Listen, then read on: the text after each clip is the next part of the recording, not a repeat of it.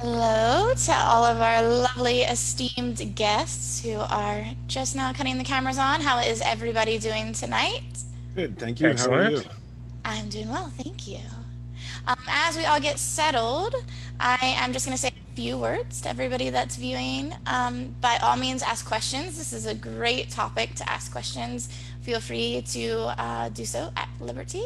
And don't hesitate to ask anything about your armor. We'll try to get to things as we can, but we're hoping this will be very back and forth with audience participation. So I think that's about it. Post your questions in the comment box on the video. And have I forgotten anything, gentlemen?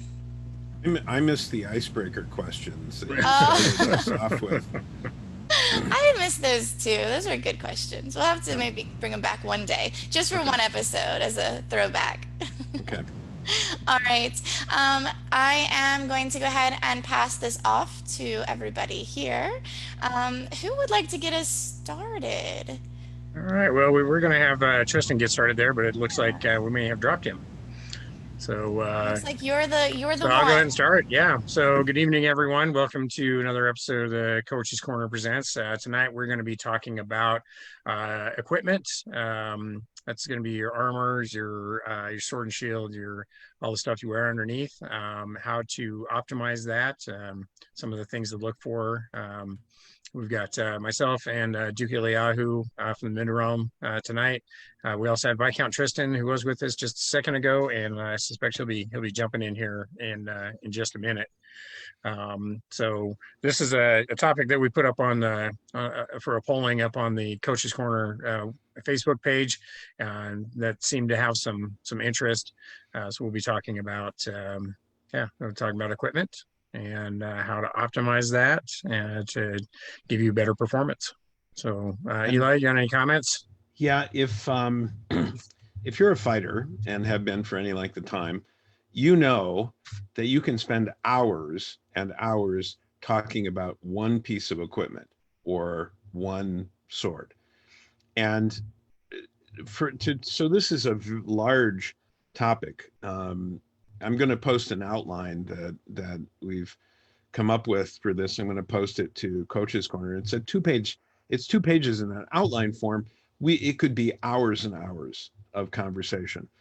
So we'll try to we'll talk about the process of evaluating and optimizing your equipment, including a recommended sequence for doing a complete evaluation of your harness and your tools.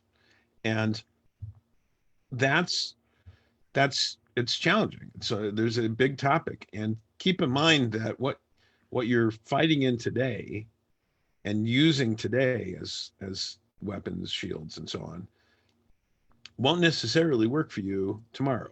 If you make continuous improvement in your skills, you may find that you run up against the limitations of your equipment, and you don't want to be fighting against your own equipment. You want your equipment to work for you, not fight against it. When you find you run up against the limitations of your own equipment, it's frustrating, but that's actually a good thing. It means you've improved enough that you need to advance from the student violin to the intermediate violin to eventually the professional violin and maybe the Stradivarius. So with that, we can start talking about the three big criteria and the order of criteria in evaluating. And that's safety, functionality or performance, and appearance in that order. But they're interrelated too. So safety, it just does your armor keep you safe from your opponent's weapons, but does it not also not harm you by the wearing of it? I think we've all gotten armor bites, but excessive weight, badly distributed weight in armor is not safe because it can cause damage to you. That also excuse me, fit and safety also affect functionality. Is the weight distributed? Are you anchoring it properly? Do you have full range of motion? That's one way to tell that you need to change a piece of armor. If it limits your range of motion, and is it durable? And not only durable, is it repairable? Because it will break, it will wear out. And then finally, appearance, which I tend to tell people, go to your first level should be generically non-modern, so cover what needs to be covered, then generically medieval, and then eventually very specifically medieval to time and place. So those are what I call the evaluative criteria, to put the fancy name on it. Those are safety, functionality, performance, and appearance are the three in order, but they are interrelated. Yeah, and it's important to stress too the order of priority there. I mean, safety is absolutely the number one concern for all of your equipment. That means that in the beginning stages of fighting, you're oftentimes going to be wearing a lot more armor, certainly than you will in your advanced parts of your career. But in the beginning, you're going to be wearing a lot of armor, and that's a safety function. I mean, there's a possibility you're going to be getting hit a lot, or when you do get hit, it has the potential to have more impact, because maybe you're not blocking any of it, whereas you get better, you start at least blocking some of it. So safety is absolutely the number one concern. And then the performance and how well it fits, and again with the armor bites, and making sure that that your wrist can move so that you can throw the shots, that your vambrace isn't getting in the way of your hand rotation to be able to do that. And then appearance is, there's some pretty basic stuff that we can do to cover up pickle barrel armor, right? It doesn't take a whole lot to make a T-tunic to just cover up some really crappy looking armor. But one of the things we were talking about before we go live is, we've all seen those people that have this idea that they want to have a perfectly period harness before they even start fighting, before they set foot on the fighting field. And broadly speaking, that sort of thing tells me that you're more interested in armoring than you are in fighting. So you definitely want to be able to get on the field, and as Eli said, broadly non-modern, right? Mm-hmm. Do what you can to cover up the stuff that is obviously modern stuff, but save the high-end helmets, your Windrose and your Acer and your Ugo helms, save all that for after you've been fighting for a while, because again, before you learn to protect yourself, your helmet is one of those things that's going to be getting hit a lot. So spending a lot of money early on something that you may or may not end up doing in a couple of years could end up being a pretty huge waste of money. So appearance is kind of one of the last things that we think about. And again, make a basic effort to cover up the modern stuff, but don't get too wrapped up in, I got to look like the perfect thing. It's also true that what people want out of their armor in terms of appearance, in terms of period, in terms of time and place, people's interests often changes. And I've seen many people go through evolutions in their persona, up to and including name changes and persona changes, but would find that they've been trying one style of armor and fighting against it, or it just doesn't feel like them, and then they switch to something else and they feel much more comfortable in that. Keep in mind, with regards to historical armor, it looked that way for a reason. It functioned because it functioned. It was designed. It was form following function. It was really meant to work. So we can learn from that and apply those lessons. Consider also that evaluating each piece independently is, you have to do that, but you also have to consider that everything you're wearing and holding is part of a total system.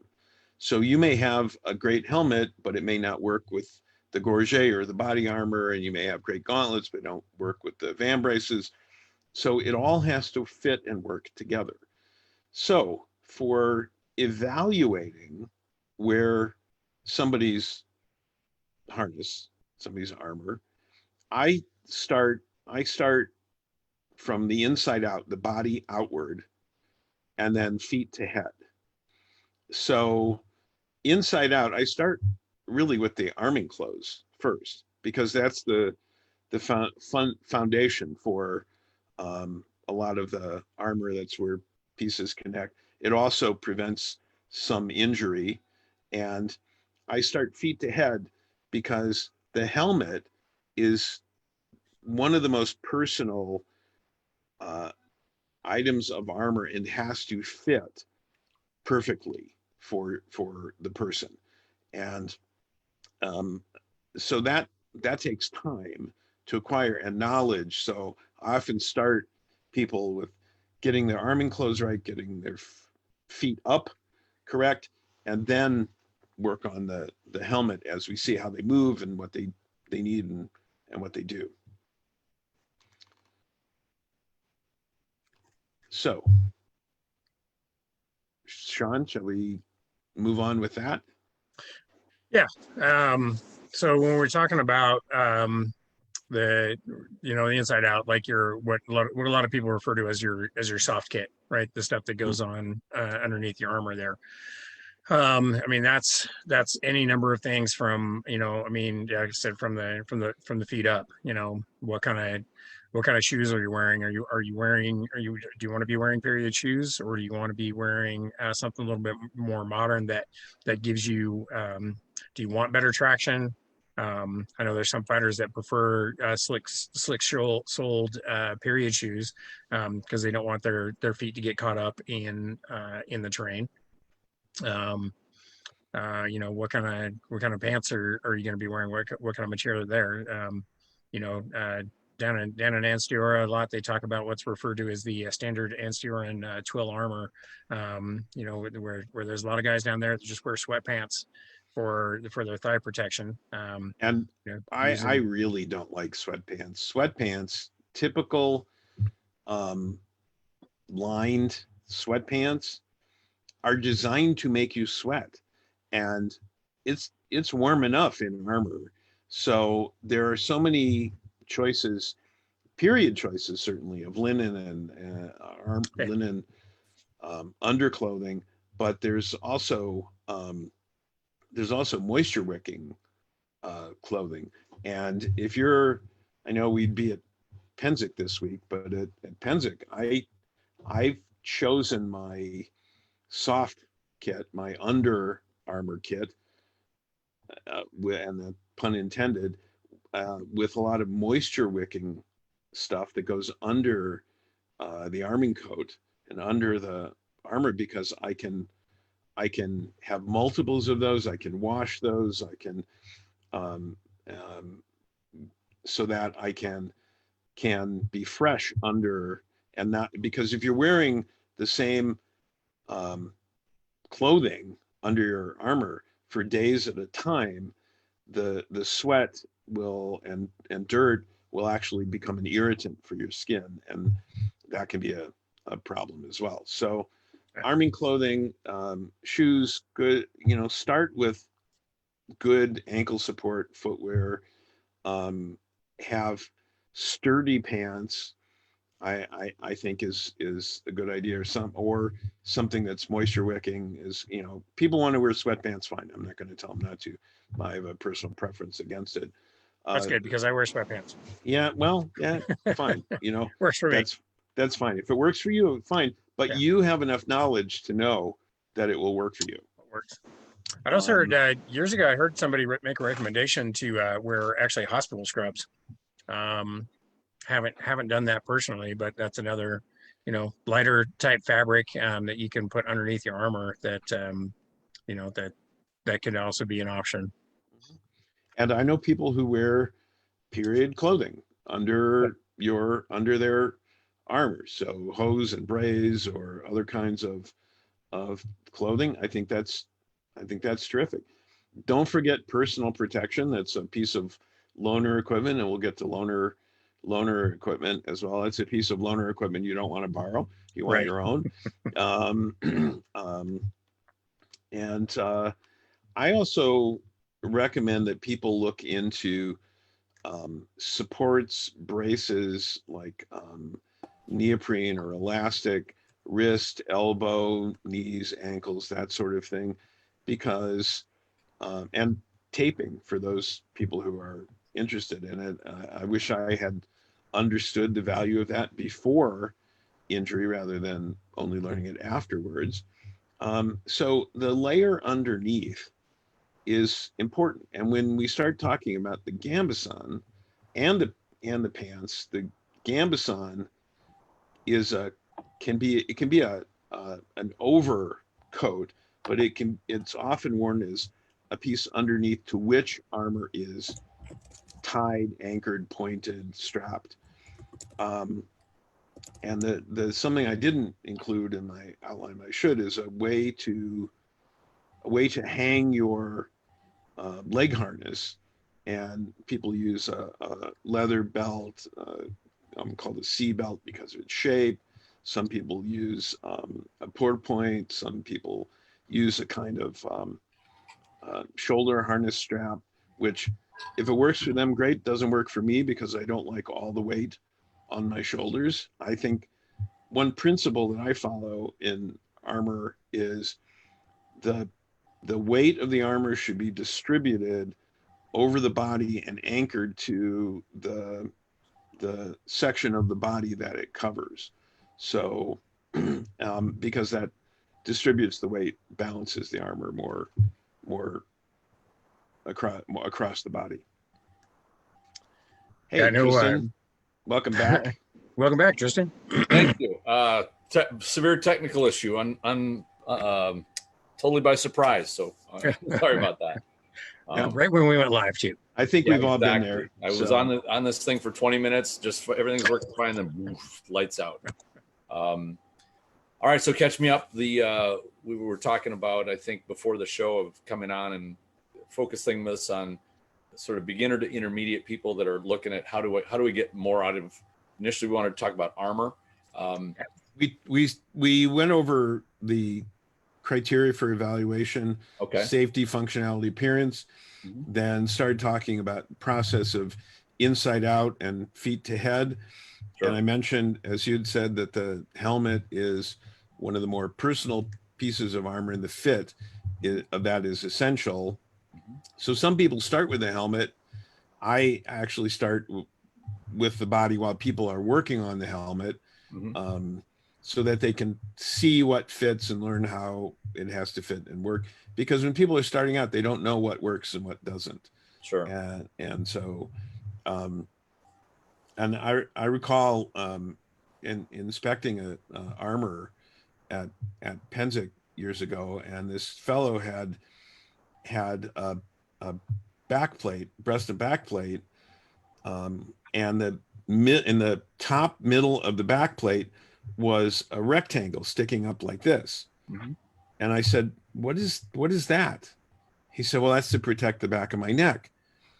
And I said, and I called some other marshals over, and I said, okay, we're going to do something here very slowly.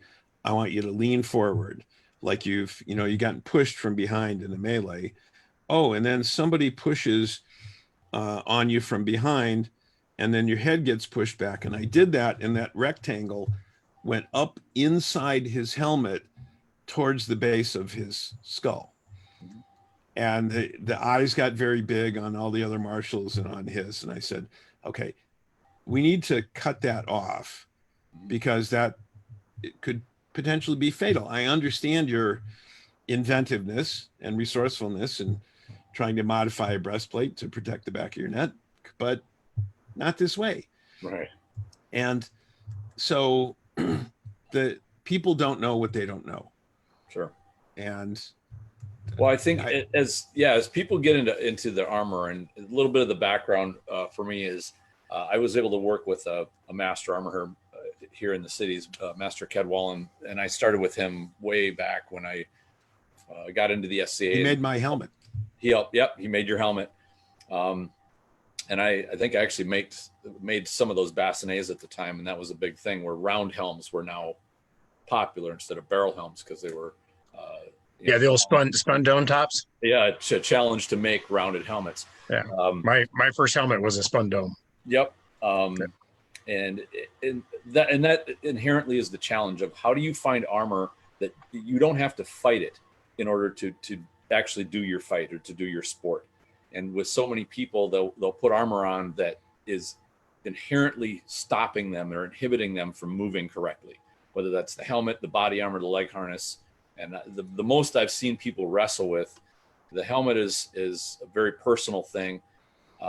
People spend a lot of time tuning their helmet to fit exactly right, and they should. Their head's very important, but they'll usually fight their leg harness. Their leg harness will hang clumsily over their legs, and every time they go to move or they go to walk or run, it just winds up. It's like trying to drive a car with metal barrels filled with concrete dragged behind it.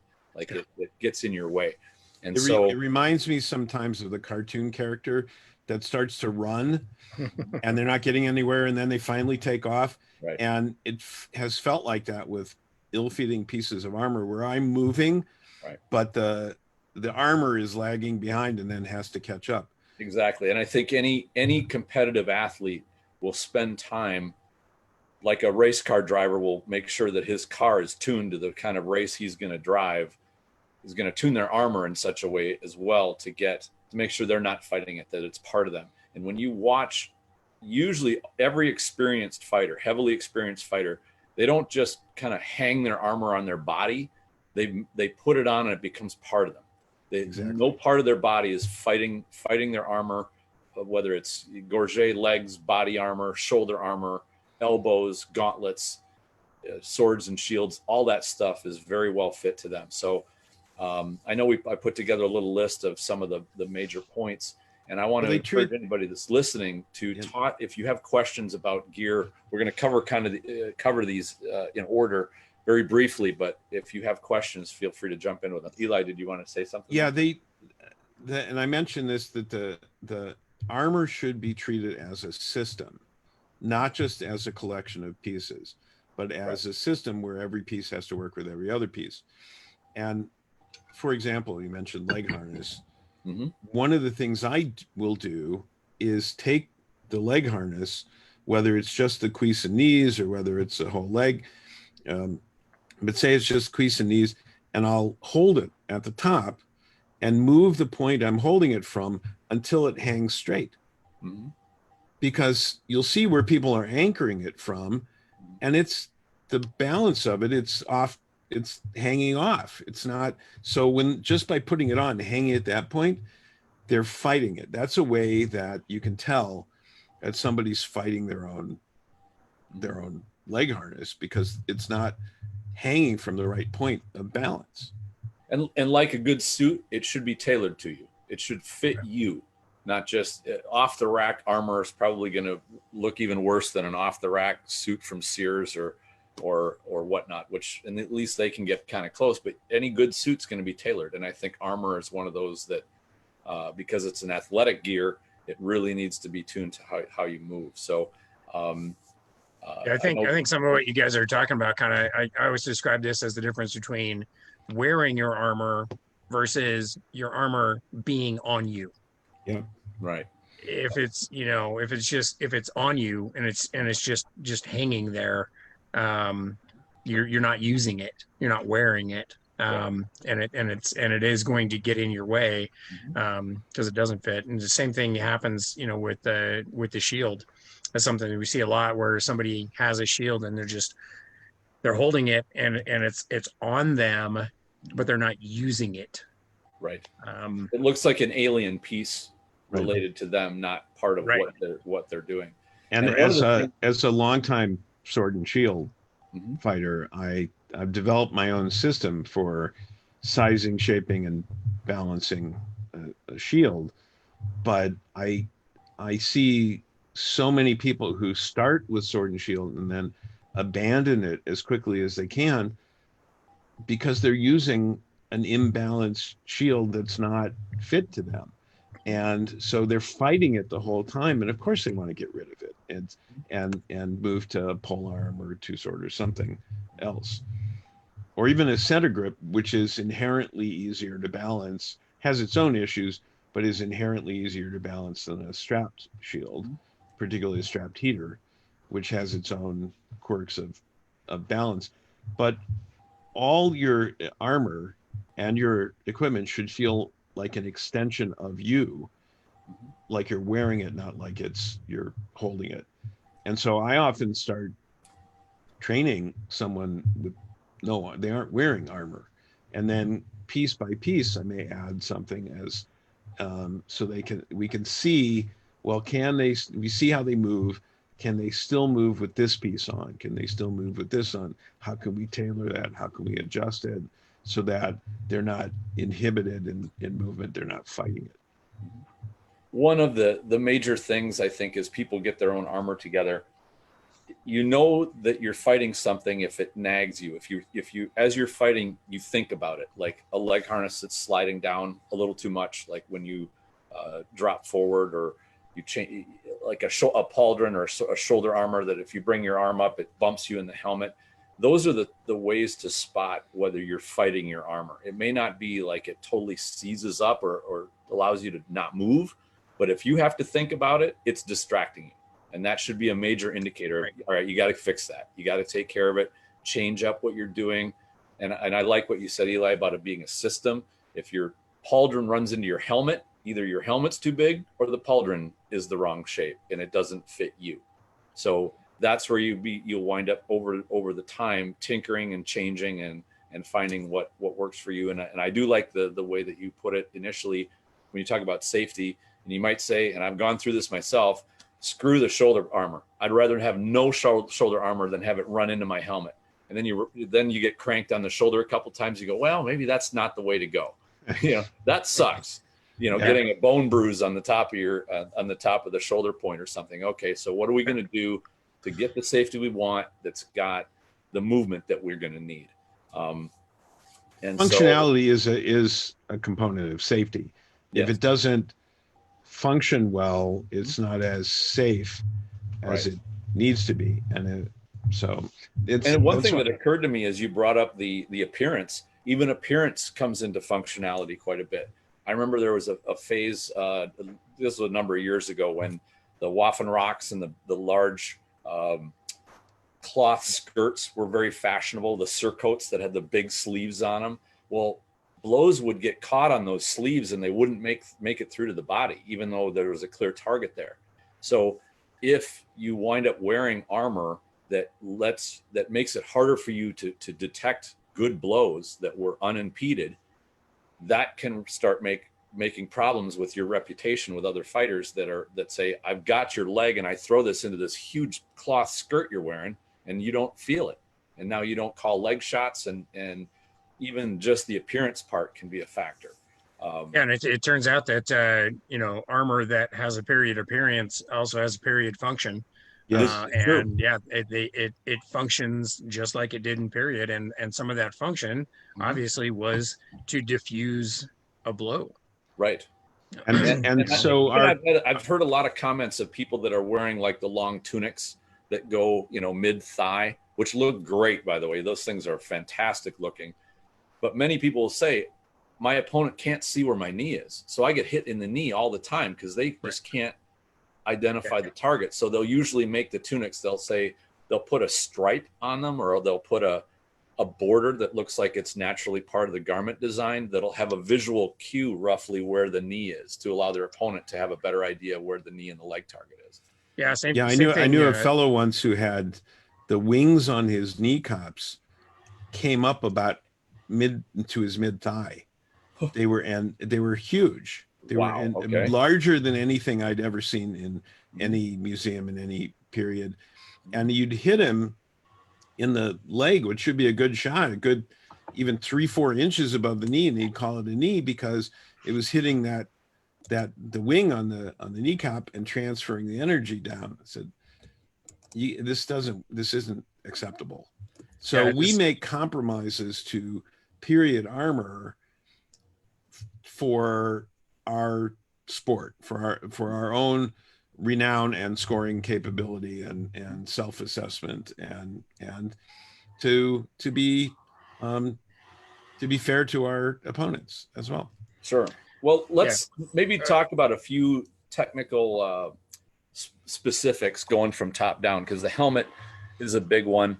I think a couple of things that come into play are that I can think right off the top of my head is it a rounded helmet or does it have corners, such as, you know, a Soleil or a Roman conical helmet or you know, rounded top versus something that can catch corners like a barrel helmet. I know there's not a lot of barrel helmets around anymore, but you know, a lot of different helmet styles.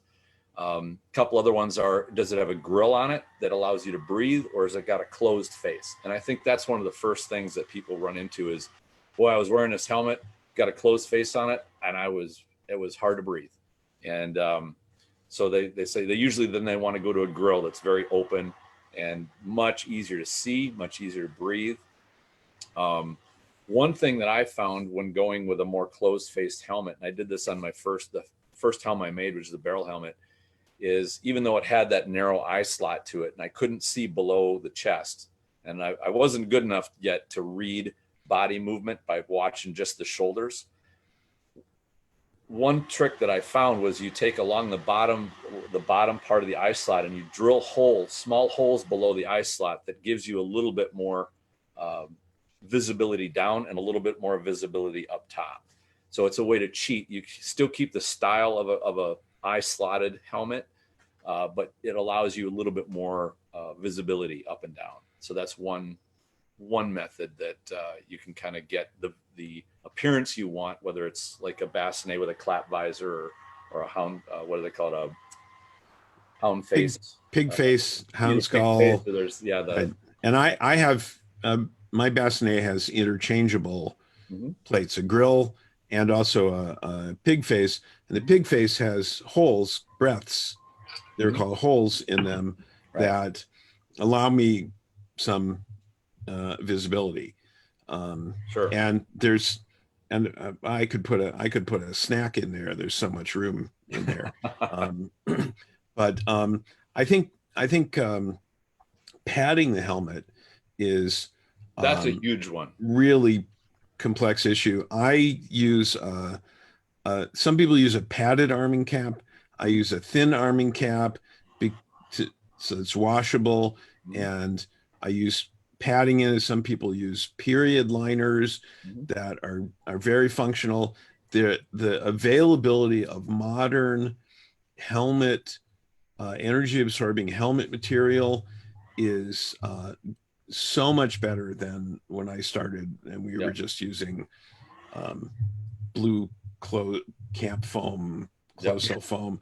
There's so much, from neoprene foam to energy absorbing ballistic pads, and there's so much available now.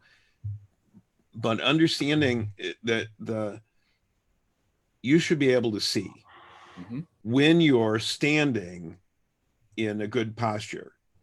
And I've had people before who I had to adjust their stance for a balanced stance, and then they couldn't see out of their helmet. So it's, and I think we've seen that before with a helmet that it's too high, it's the eye slot's not right, it's riding too low. So the padding has to be adjusted, and the size of the helmet has to be adjusted to allow visibility while having sufficient padding. Sure. And a good shin strap. I use a 4-point system which keeps it from rocking and going up and down, and it's very secure. And there are lots of different systems people use out there for chin strap, but a little cord, it's simply not sufficient. Right. And padding the helmet is definitely a huge one. One of the things that I ran across and I remember this was really big, especially when I got my Soleil, it was easy. Most people, when they pad a helmet, they just start putting layers of foam in the top and they set it on their head. And that's just the worst way to go, really.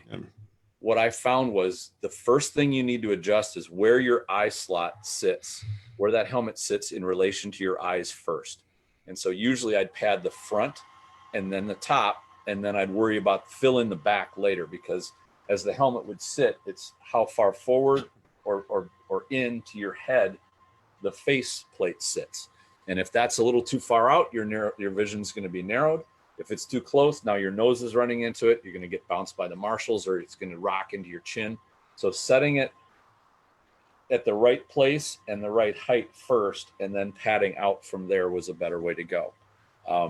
I think for a lot of it, a lot of things like this, having people you can work with, it's great that we can talk to people and share this with them. I think that's really hard to make up for having an experienced person help with the fitting of your gear, particularly if you don't know maybe as much as you eventually will. So it's hard to make up for that. And if anybody has questions about fit or other things, please post them, and you can even post it. And we do have a question, actually. Oh, good. And that is, it says, for a newer person who is going from loaner or hand-me-down gear, how or what do you suggest they can do to assess what armor needs to be replaced first? I think in fielding that one, the first thing is, what's the most annoying thing that you have as in your armor? What's the thing that's bugging the crap out of you the most? Now, whether it's loaner gear, and I remember back when I was using a loaner helmet, and I kind of left the helmet to last, because from a technical point at that time, it was the hardest thing for me to make. So I made body armor and leg armor and stuff. But I got to that point where I was borrowing somebody's helmet. I was going to go to an event, and then suddenly they were going to an event and I couldn't get it. So I had to make a helmet up real quick. But I would say to direct answer this question is, make the most crucial piece of armor that you need first. Put that on your list. And I would say usually a helmet's going to be probably the top of that list.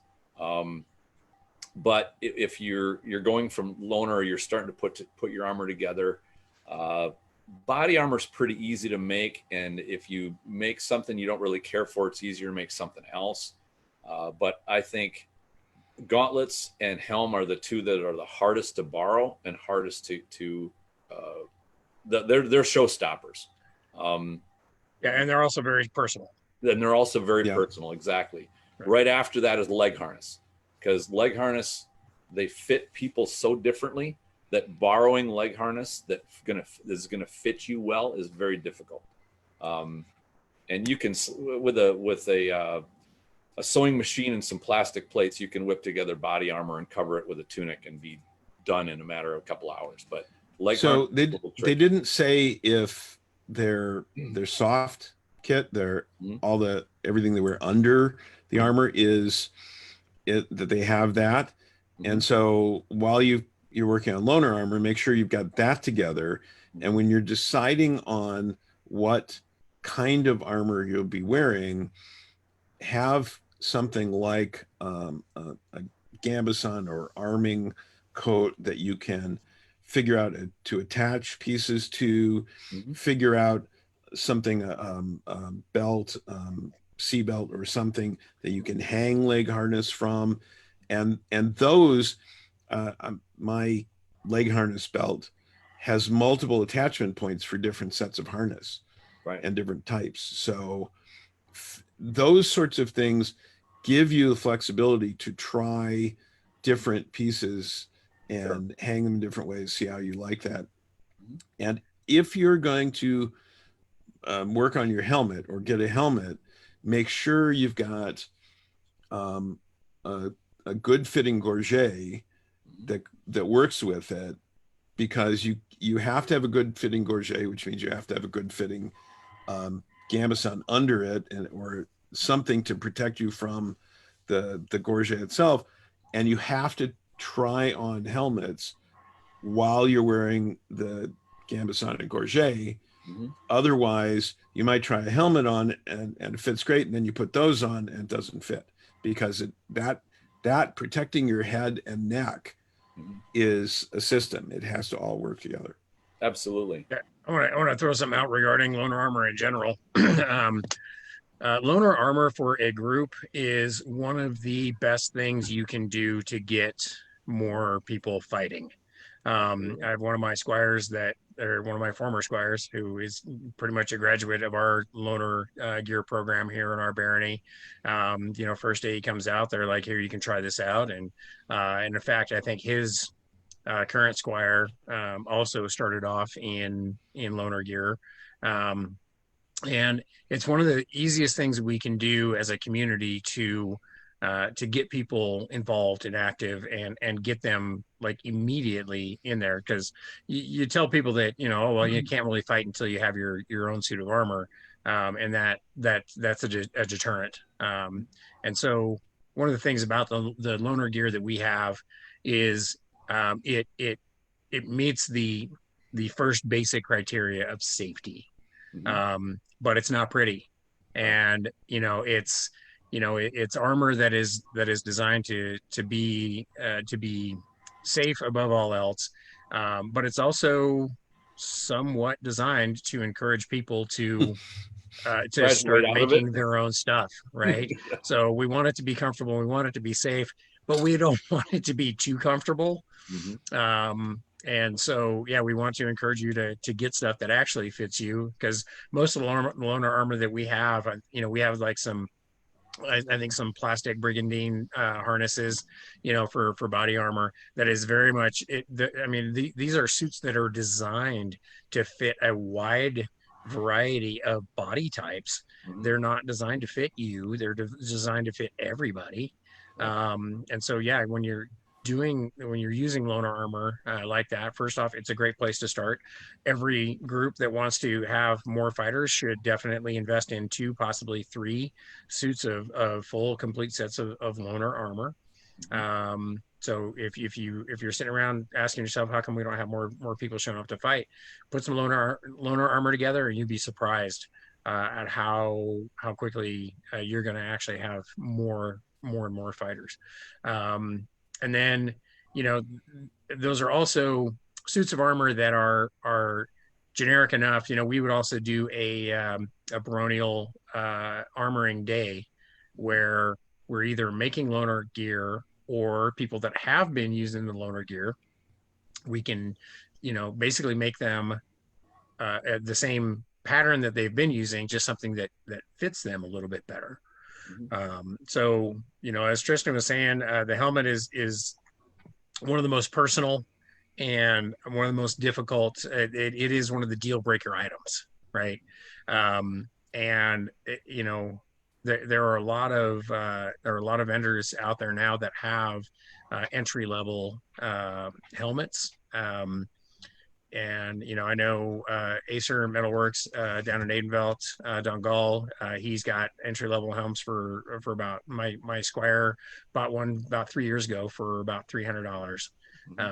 So yeah, it's one of the most expensive single pieces of armor that is out there. That's by design, and you want it to be, because you want that to protect you. So yeah, get the helmet, but get an entry level helmet that is safe. Don't spend the $1,200 on the really nice one that you want to fit your period. Get one that makes you safe, but is yours, because again, with the like Tristan was mentioning, the padding in a helmet is, if you're using loaner gear and you're using a loaner helmet that is padded for a variety of people, that's that borders on the safety aspect of it. So probably the helmet, and then after that, I would say start replacing, as Tristan said, whatever is the most, or whatever is the least comfortable, whatever is irritating you the most. Replace that, especially if you're in a position where you can borrow different pieces of the loaner armor.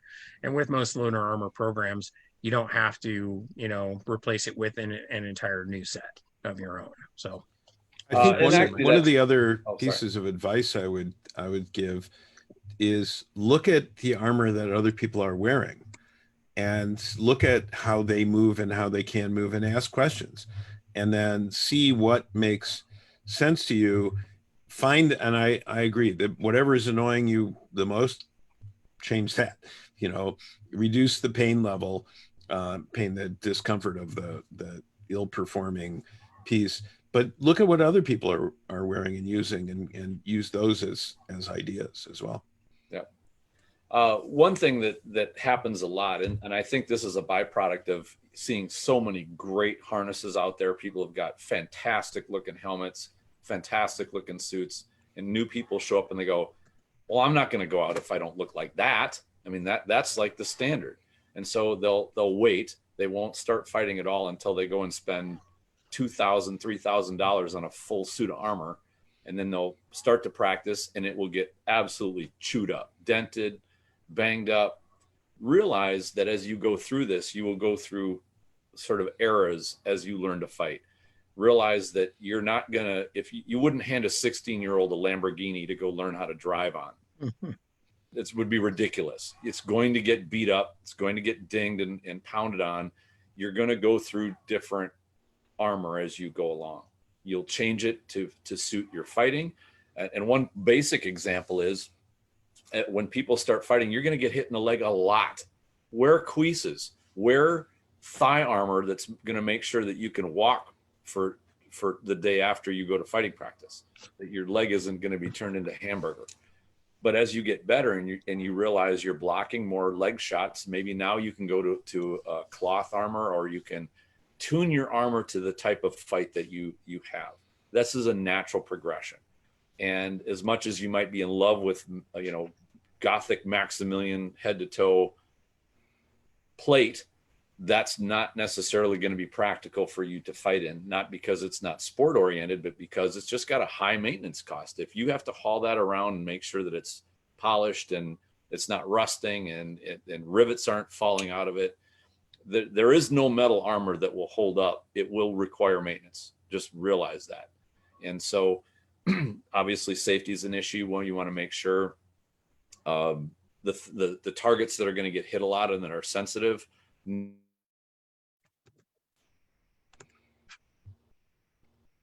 Did we lose him? I think we may have lost him. I think he's got a technical issue again. Yeah, it happens. Yeah, we've mentioned legs.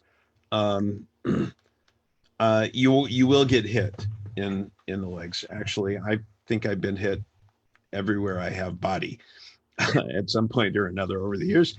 So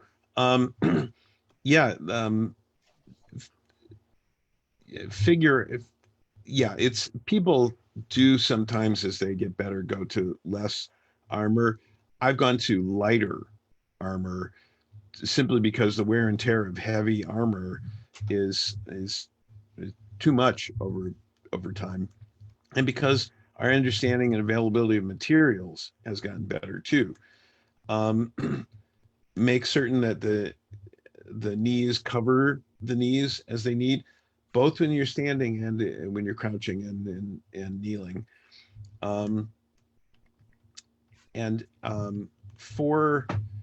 For the body, some people don't wear anything but, well, we should talk about society minimums. There are people who fight in society minimum standards of armor, and they get hit and they get hurt. And when you're starting out, I wouldn't do that. I've never worn only society minimums. I make sure to cover things that will hurt if I get hit. So I've always worn body armor, because covering the kidneys was required, but covering the xiphoid process, with just below the solar plexus, is important. Covering the collarbones is important because those break easily. There's the parts of the body that are more easily damaged should be armored with thoughtfulness, and includes the hands and fingers too. I know for me, the one piece of armor that is not required by the minimum standards is the shoulder points. Mhm. That is the one piece of non-required minimal armor.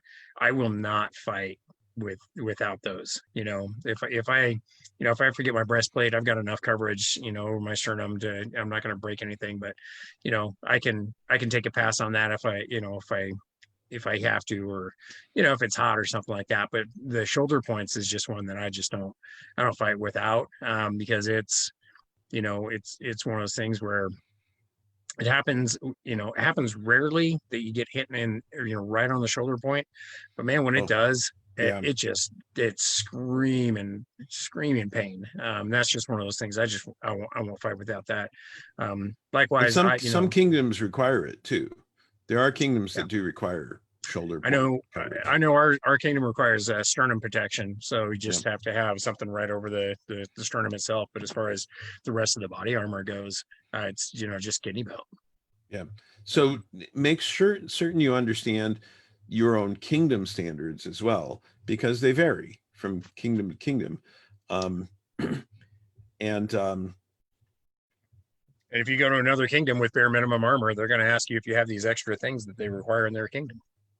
yeah, generally, if you're visiting, you only have to armor to the standards of your own kingdom. Yeah. But You'll get asked. yeah, you better know. You should know. Yeah.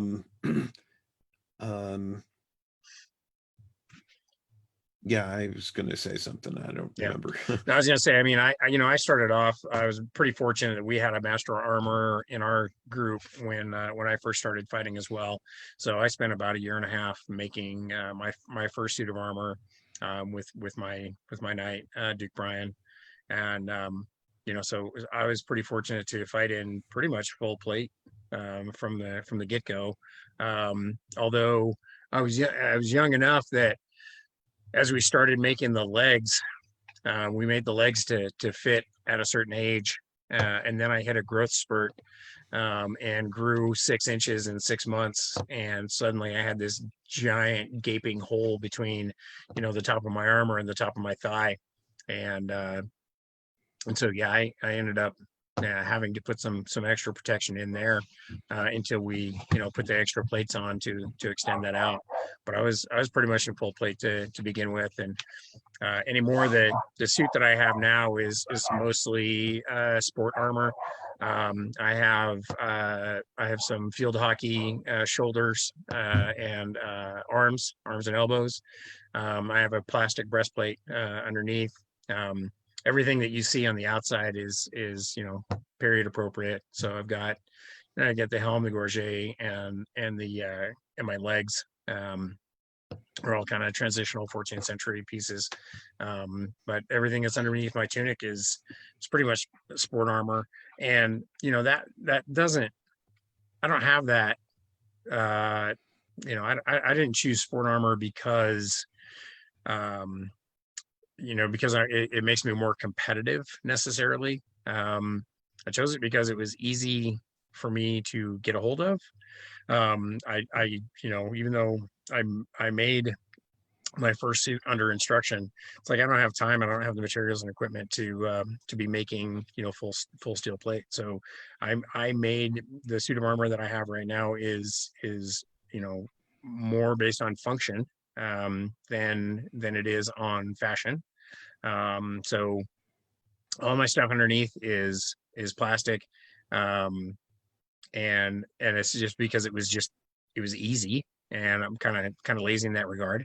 And also, I travel a lot to do training sessions, and all of my armor can fit in one bag at the 50-pound weight limit for flying.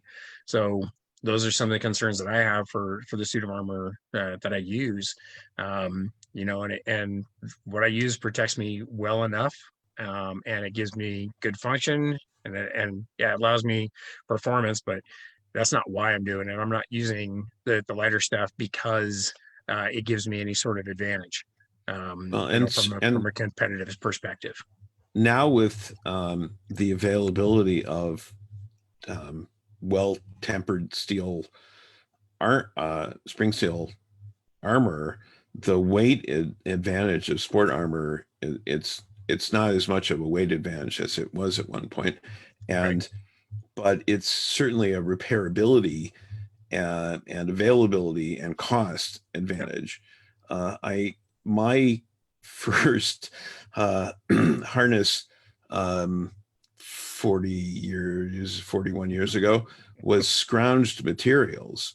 And yes, I had a pair of articulated carpet arms from carpet scraps that I put together, and legs that were, some sporting equipment from a secondhand store, and a Visby coated plates I made from scrounged leather and scrounged steel that were 16 gauge plates that I overlapped and put together with pop rivets. I think the pop rivets were the most expensive part of the armor, and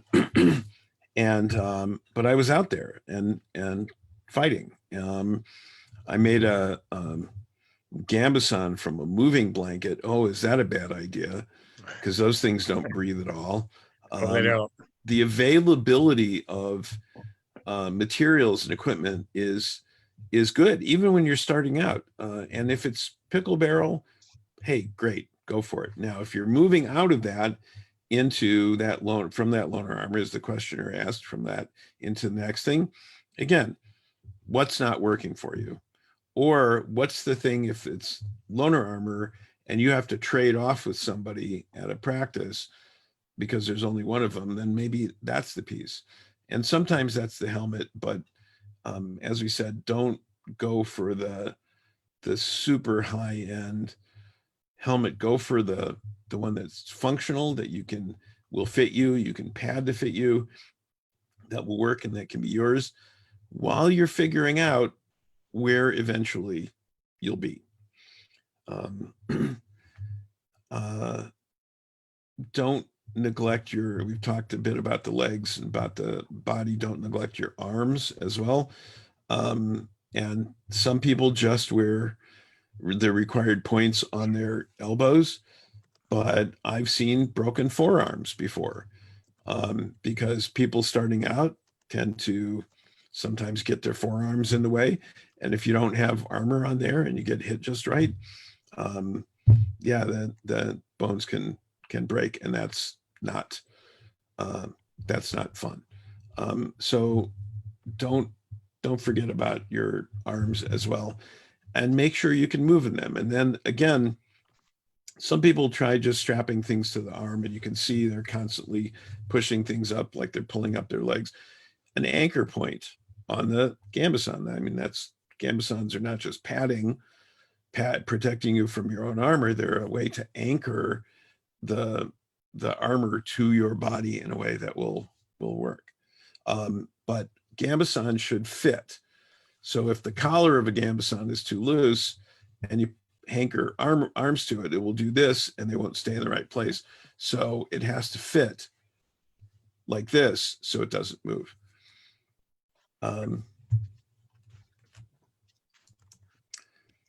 Let's see. Sorry, I got cut off again. Can you hear me? Yeah, we can hear you, but don't see you. Yep. Video's not working, but I got audio at least. All right. The ghost of Coach's Corner future, I think. Yep, indeed. I don't know what the gremlins are going crazy tonight. I don't know what's going on, but so as we mentioned at the top, we could talk about this for hours and hours, getting down to the specifics. The main point that I wanted to convey, and you guys can chime in on this, is safety, functionality / performance, and appearance in that order, although they overlap. And then start with the soft kit next to your body and work your way out, and start at your feet and work to your head. that's my process. So some people start with the helmet.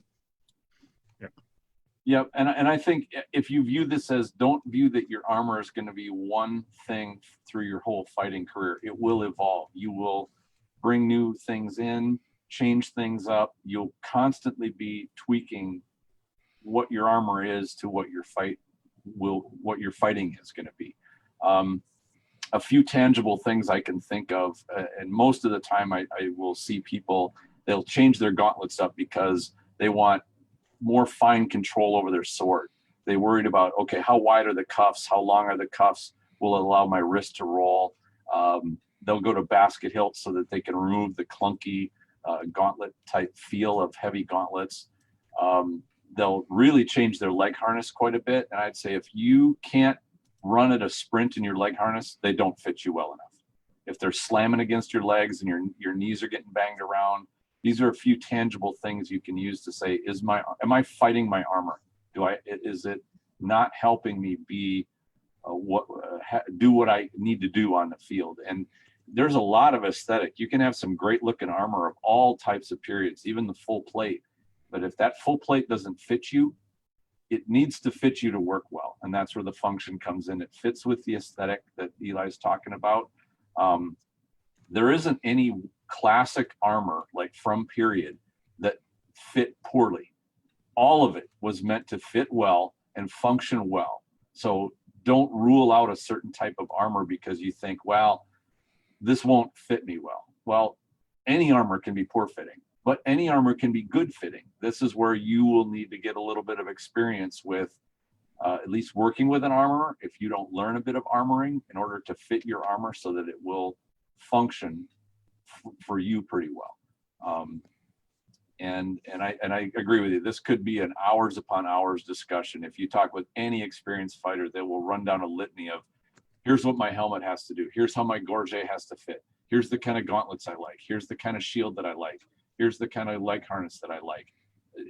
Do I like to wear greaves or not wear greaves? And greaves are one of those things that if I had it to do over again, I'd probably wear greaves all the time because people miss shots and they hit low in the leg all the time. That didn't seem to happen a long time ago as much as it happens more recently. But, you think, well, the lower leg is not a legal target. Why should I have to armor it? But you'll get banged up in the shins quite a bit. I've been hit on the bottom of the foot. So if like I said, you do, Eli. wherever I have body, I've been hit. So yeah. So I wear greaves too. I've lightened them up considerably over the years. But again, you should be wearing your armor, not having your armor, as Sean said, your armor on your body. And Tristan, you compared it to a suit and how a suit should be tailored. And I think every time it comes to prom season and I see young couples out for dinner for prom, and I see young men seeming to wear suits for the first time, and often it looks like the suit is wearing them rather than they're wearing the suit because they don't know, it's uncomfortable and it's not fit right and they don't know how to stand in it. Your armor should fit you like a good suit. And if you don't have the experience of wearing a tailored suit or the equivalent of clothing that fits you well, and I mean, most people have some garb that fits well. Your armor is also garb in the sense that it should fit well and fit you. And that takes time and effort and knowledge and fine tuning to accomplish. It does. And you touched on this early in this episode, and that is one of the indications your armor isn't fitting well is you feel all the weight going through one area. Usually those are in the hips where your body armor is sitting on the top of your hips and your leg armor is pulling on your hips from the bottom, and you feel like you're wearing a boat anchor that's roped to your belt and it's dragging you down. Or if you've got most of the weight on your shoulders, like you talked about with the shoulder, people who have their leg harness belt is hooked to a shoulder harness that now the belt the weight of the leg harness are on your shoulders, as well as the body armor is on your shoulders. Like all of the weight of your armor is hanging on your shoulders. And initially, when you get into your armor for the first 10 minutes, it's probably no big deal. But when your shoulders start to feel sore and ache because all the weight is on one area of your body, that's an indicator that you're fighting, that your harness is fighting you, and that it's not fitting you very well. So if you feel some of that, and I've even seen people that their helmet is too heavy, and they'll say, I can wear my helmet for about 5 to 8 minutes, and then I start getting a headache. Like my neck gets sore, my head's splitting. Like that's your helmet is fighting your body.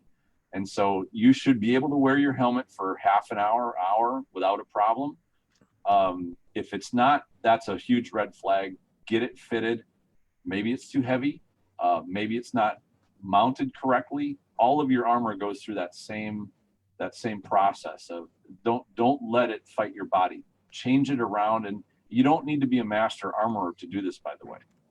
If you for example, like steel leg harness or something, get to know a little bit of leather working so you can move the attachment points so that it fits you better. You can do this with just a little bit of leather working skill. In addition, your pieces of armor should not fight each other, as well Correct. as not fighting your body. So if you're moving your arm and you find your shoulder armor is impacting your gorget, which is impacting your helmet and causing a bunching here that's impinging on your arm movement, you have to fix that so that it all works together. And don't do what I did when I was starting out and tie my arm harness to my body armor, so that every time I moved my arm had to lift my body armor with it. Anchor the arm harness to the arm, the body goes on the body, the legs go on the hip, the cuisses on the lower legs, and to distribute the weight and make certain that each piece doesn't interfere with other pieces as well. Yep. Yeah, I think there's a comment out there on the Facebook that I think is a good point to wrap up on, and that was the bruises are the roadmap to your of your mistakes. That's a good one. And I think that's kind of another point that we've made on the Coach's Corner several times is, if it hurts, stop doing that. Doctor, it hurts when I do this. Well, stop doing that, right? And I've never heard that one before, by the way. You never heard that, doctor? It hurts when I do this. Yeah. So when and the same holds true for your equipment. If if you find something that either hurts or even if it doesn't hurt, it just prevents you from. It's annoying. It's annoying, yeah. Because any annoyance, even if it's not painful, if it's something that you are conscious of in any aspect, in any respect, that conscious effort to avoid moving in certain ways because your armor doesn't allow you to move that way, that's an impediment to your fighting. All of this, your equipment should be enough a part of you that you don't think about it at all. So any piece of your armor that you have that you are conscious of and you have to think about maneuvering around in order to do certain things, you need to change that and you need to fix that. And yeah, bruises and any of that, if it hurts, don't do it. So I think we're probably going to wrap up here. So now, as a wrap-up point, we've been talking this whole thing episode about armor. We haven't even gotten to shields yet, or because this is really about equipment. So that includes shields, it includes weapons, things like, do you use triggers, what sort of grips, do you use basket hilts or full gauntlets? So like I said, this is a Pandora's box of how do you tune everything, and it will all fit together. And what I'll do is, in the next few days, I'll throw up a poll and I'll cover, maybe if people are interested in having us do an episode on talking about different shield types, like what would fit them the best, or what are the considerations of different shield shapes, different grips, whether curved shields, flat shields, we can talk about that. lot to this. If you talk with anybody that's got some experience, they'll have, here's what's worked for me, here's what I've tried and it failed, here's what I've tried and it succeeded. Like everybody's got their their pet things.